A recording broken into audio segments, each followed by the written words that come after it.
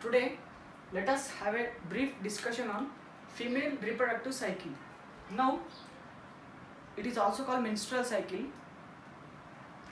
This menstrual cycle or female reproductive cycle should be studied under 4 events.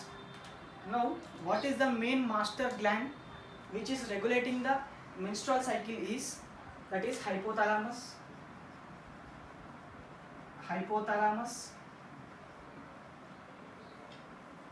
This hypothalamus is one of the major master gland which is regulating the menstrual cycle. How it is regulating the menstrual cycle means, this hypothalamus will activate anterior pituitary gland, that is anterior pituitary.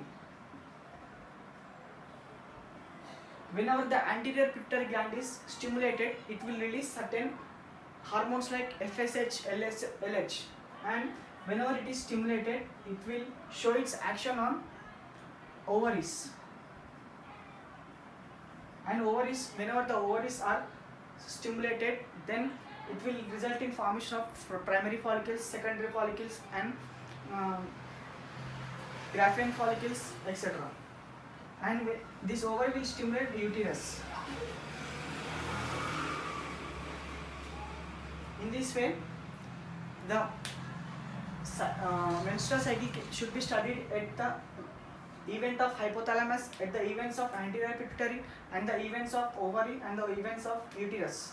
Now, if we discuss about the average length of female reproductive cycle, the average length is 28 days. This is the average length that is 28 days is the female reproductive cycle. Now, correctly speaking, this is not a standard one.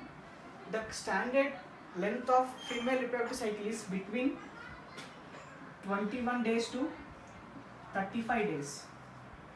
Between 21 days to 35 days. This is a standard reproductive length in human females. Now, between 21 days to 35 days, this is normal condition. There is no pathology in this condition. But there is a condition in which if the menstrual cycle is occurring less than 21 days, a period of less than 21 days, then it is pathological condition.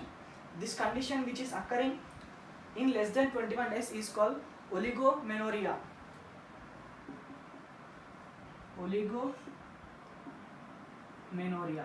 This is a condition which is called oligomenorrhea, in which the reproductive cycle will be started less than 21 days before. Now, this is 21 days is normal condition. This is the average condition. Now, next one, if the reproductive cycle is occurring at the stage of more than 35 days, then this is also pathological condition. This is also a pathological condition. Then this condition in which reproductive cycle is occurring for more than 35 days at each time, then that condition is called polymenorrhea.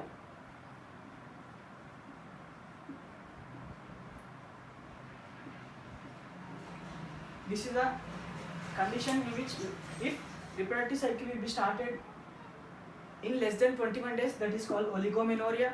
If the reproductive cycle starts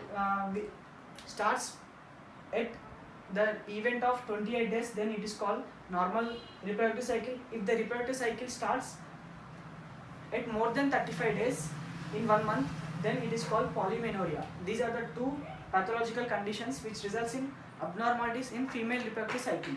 This is the duration of female reproductive cycle. Now, my question is, how much amount of the blood will be lost from the female body during the case of female reproductive cycle? Once again, how much amount of the blood will be lost from the human female during the case of reproductive cycle? That is averagely 20 to 80 ml of blood. 20 to 80 ml of blood. That is 20 to 80 ml of the blood will be lost from the human body during the case of menstrual cycle. Now, if we discuss about the menstrual cycle,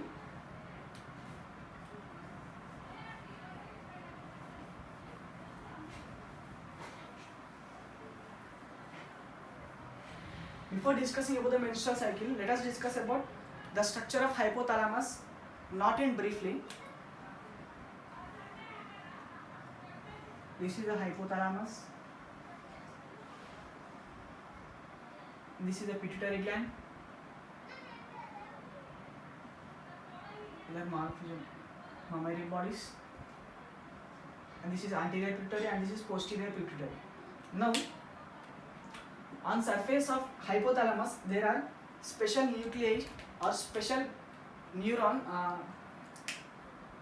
special nucleus.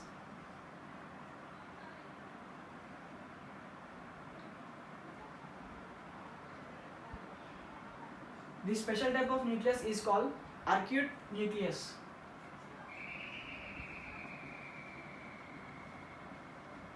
Arcuate nucleus. And there is one more type of nucleus which is present at the anterior sides of this hypothalamus. This is called pre-orbital nucleus. Pre-orbital nuclei. This is pre-orbital nuclei and other one is arcuate nuclei. Now this arcuate nuclei will release. This arcuate nuclei consists of blood vessels. Let us consider this is one blood vessel.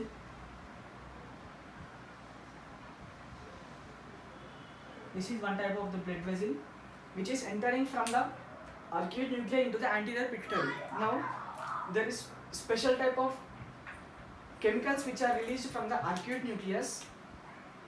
They are the special type of chemicals which are released from the arcuate nuclei and will be released into the anterior pituitary gland,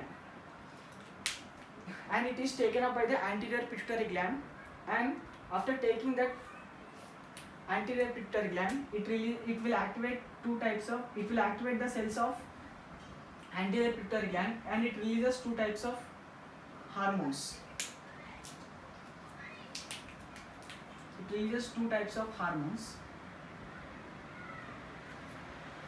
These two types of hormones are called luteinizing hormone. One is called luteinizing hormone and other one is called follicle stimulating hormone. One is called luteinizing hormone, other one is follicle stimulating hormone. Now these combined together is called gonadotropin.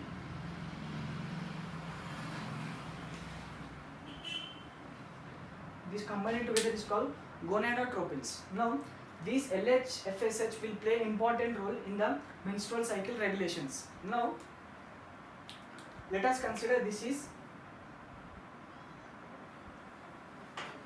a menstrual cycle, day 1 and here day 28. This is first day and this is 28th day.